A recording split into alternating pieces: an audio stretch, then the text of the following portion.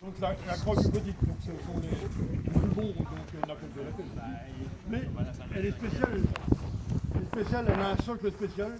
Sur le socle sont gravés deux chouettes. Ah oui.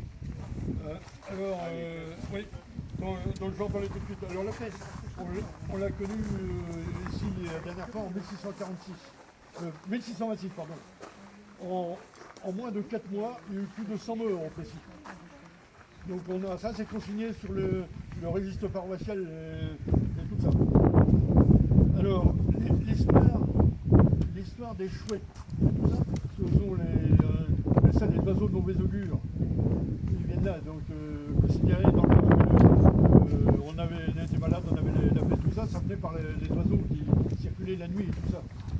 Mais bon, c'est très ancien comme définition. Je vais vous lire un passage d'un trouvère du XIIIe siècle, un trouvère normand du XIIIe siècle. C'est marqué « Tout comme la chauve-souris, la chouette, animal nocturne, représente à cette époque le symbole de la propagation des maladies et vecteur de tous les maux et tout divers. En réalité, le hibou ou effraie est assimilé depuis l'Antiquité à un mauvais juif, symbole de la crucifixion de Jésus.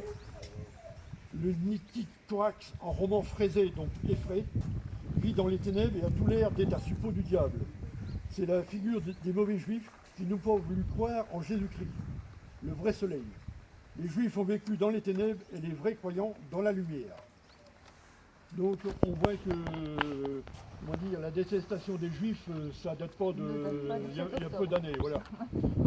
Là, donc c'était donc transmis forcément par les chrétiens, hein, faut pas l'oublier.